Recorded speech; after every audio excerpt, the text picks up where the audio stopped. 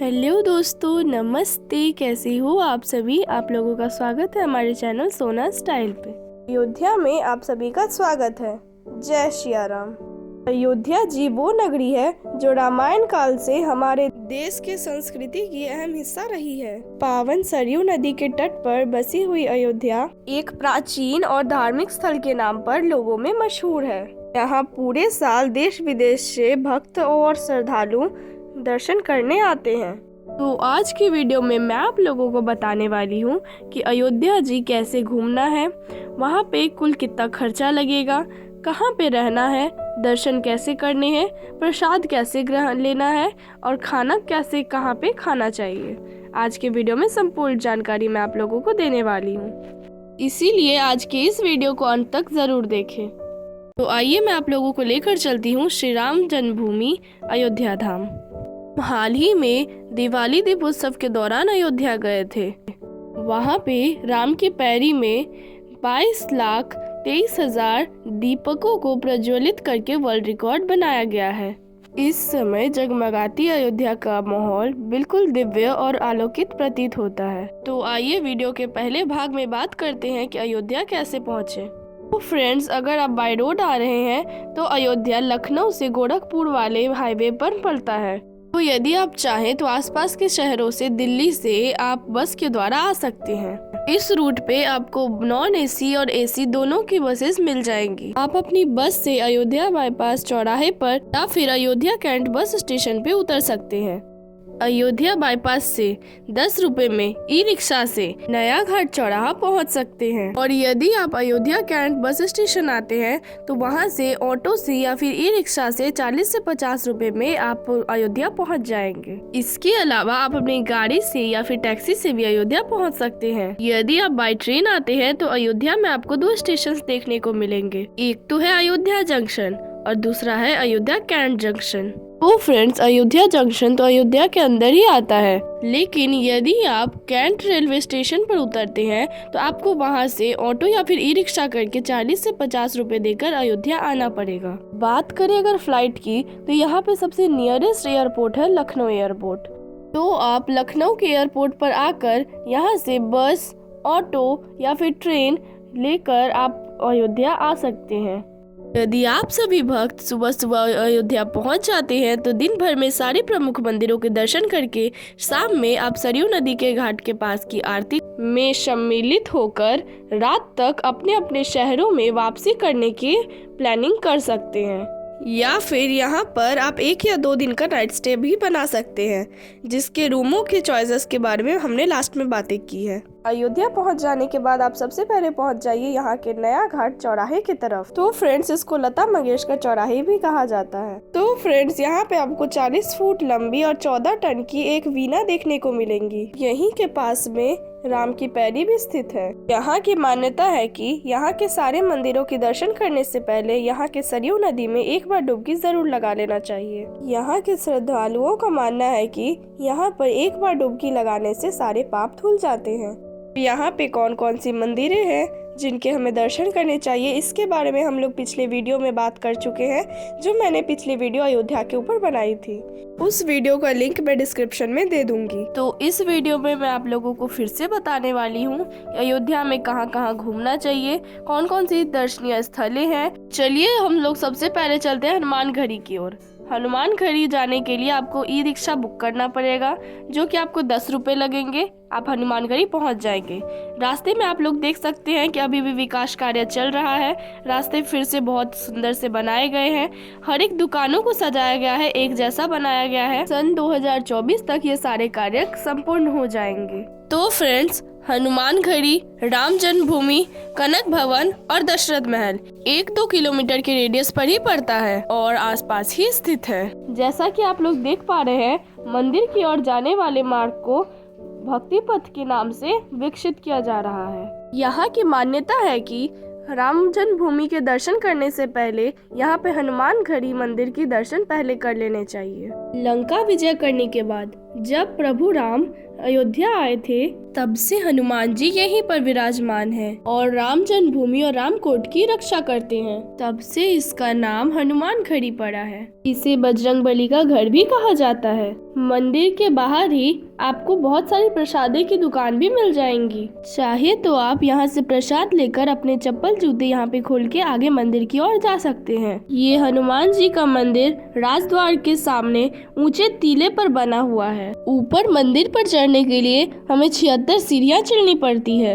इस मंदिर के हर एक दीवार पर हनुमान चालीसा और चौपाइयाँ लिखी हुई है। पवन पुत्र हनुमान यहीं पर रहते हुए अयोध्या की रक्षा करते हैं।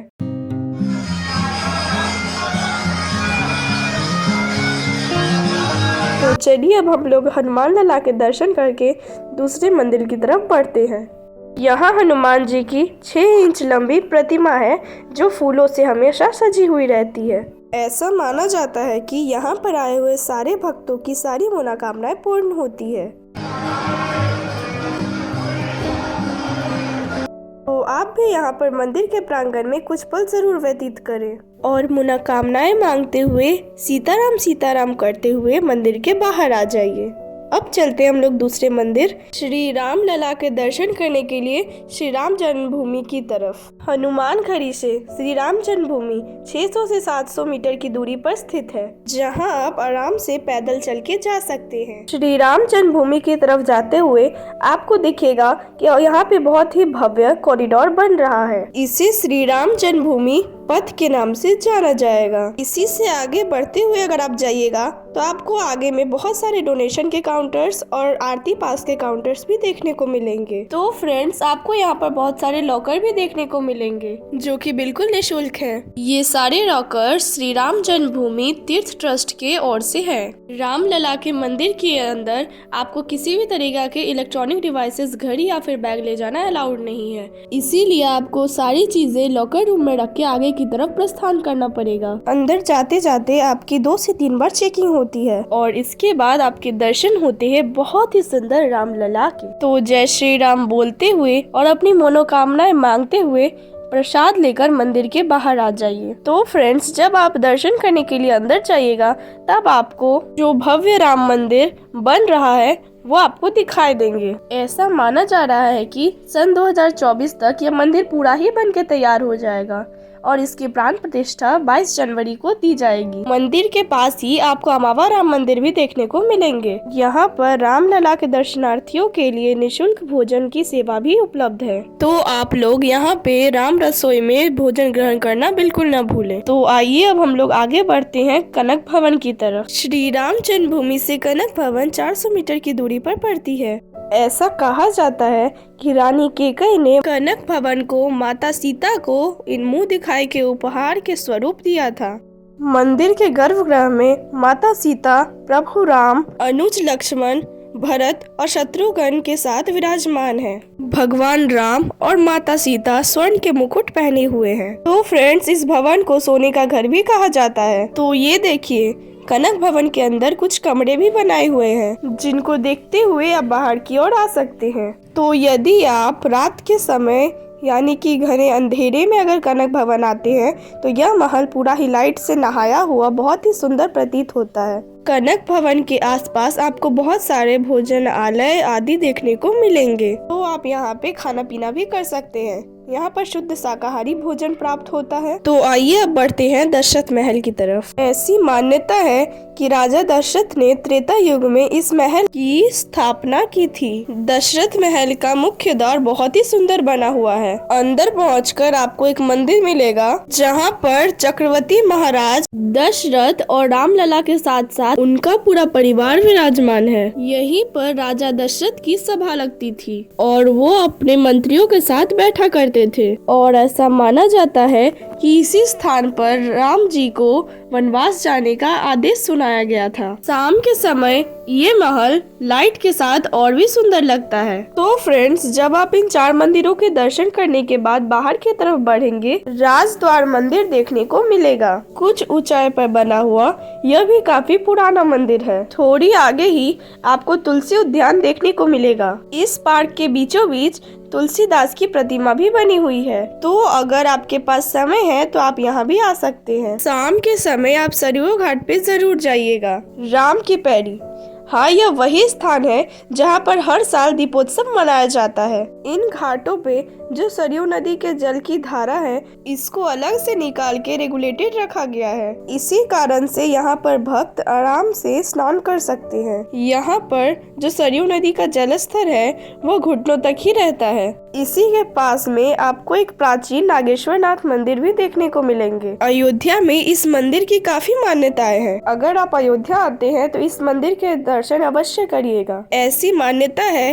कि इस मंदिर की स्थापना भगवान राम के सुपुत्र कुश ने की थी। तो फ्रेंड्स, राम के पैरी के बराबर ही यहाँ पर नए सरयू घाट भी बने हुए हैं, जहाँ पर आप जाकर बोटिंग भी कर सकते हैं। यह नया घाट बहुत ही साफ सुथरा है और यहाँ पर वॉशरूम के साथ साथ आपको चेंजिंग रूम भी देखने को मिल जाता है। आप शाम के समय पर यहाँ पर आरती में सम्मिलित भी हो सकते हैं। तो चलिए फ्रेंड्स, अब वीडियो में आगे बढ़ते हैं और बात करते हैं कि अगर आप अयोध्या में ठहरना चाहते हैं तो आपके पास क्या ऑप्शंस हैं। अयोध्या नगरी में होटल्स बहुत ही नॉर्मल रेट में मिल जाते हैं। रेलवे स्टेशन के आसपास आपको 700-800 से लेकर 1000-2000 तक में बहुत ही अच्छे होटल्स मिल जाएंगे। इसके अलावा यहाँ पर बहुत सारी धर्मशालाएं भी हैं, जिसमें आप 300 से 400-500 रुपए में आराम से रात बिता सकते हैं। राम जन्मभूमि, हनुमान खड़ी और कनक भवन के आसपास बहुत सारे गेस्ट हाउसेस और धर्मशालाएं भी उपलब्ध है। इनमें बिरला धर्मशाला, श्री धर्मशाला, वैद्य जी की धर्मशाला,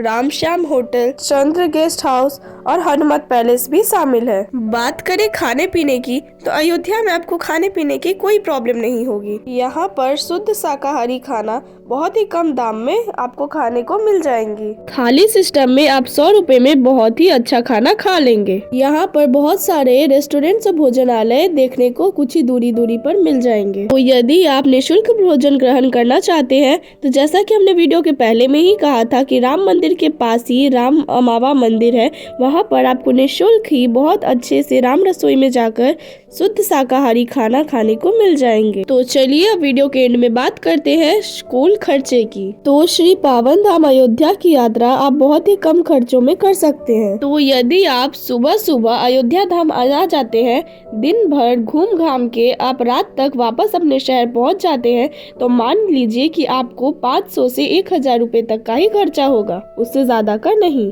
इसमें हमने खाने पीने का और ई रिक्शा का भाड़ा जोड़ा है। तो यदि आप यहाँ पर एक दिन रुकते हैं तो इसमें 1000 तक और भी रुपए जोड़ लीजिए, तो आप 1500 से 1800 के अंदर यहाँ पर आराम से एक दिन व्यतीत कर सकते हैं। तो अब किस बात का इंतजार है आपको? अब जल्दी योजना बनाइए और अयोध्या धाम आ जाइए और दर्शन कीजिए श्री राम जी की। जय श्री राम। तो अगर अयोध्या से रिलेटेड आपको कोई भी क्वेश्चन हो तो मेरे को कमेंट में जरूर बताइएगा। तब तक के लिए मिलते हैं हम आपको कल की नेक्स्ट वीडियो में। अगर आपको आज की वीडियो अच्छी लगी तो लाइक ज़रूर करें, मेरे चैनल को सब्सक्राइब ज़रूर कर दीजिएगा और thanks for watching. Take care all of you. Bye bye.